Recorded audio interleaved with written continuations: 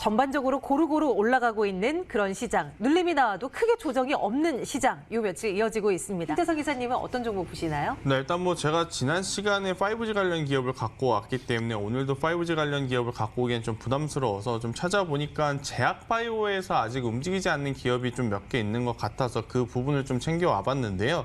제가 오늘 가지고 온 종목은 G3BNT라고 하는 기업입니다. 뭐 G3BNT라고 하면 우리가 흔히 알고 있다시피 안구건조증에 대한 이 신약을 개발하는 기업이다라고 좀 말씀드릴 수가 있을 것 같고요. 또 안구건조증 하면 사실 우리는 G3BNT보다는 한올바이오파마가 조금 더 여러분들한테는 익숙하실 것 같습니다. 근데 이제 한올바이오파마보다도 임상 단계 혹은 기술적인 관련해서도 조금 더 앞서 있는 기업이 G3BNT다라고 좀 말씀드릴 수가 있을 것 같은데요.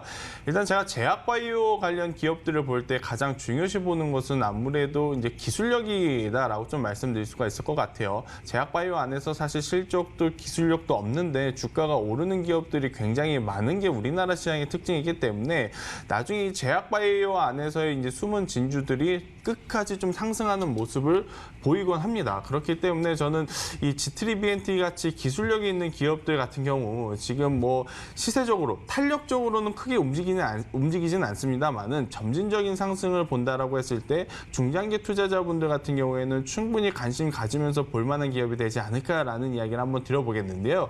결국 기술력이 좋은 기업은 해외로 기술 수출을 하기 마련입니다. 또 기술 수출을 한다는 것은 해당 기업의 실적에도 굉장히 긍정적인 부분을 내포할 수 있는 이야기이기 때문에 저는 G3BNT 충분히 지금 관심권역에 놓고 매매를 해도 괜찮지 않을까.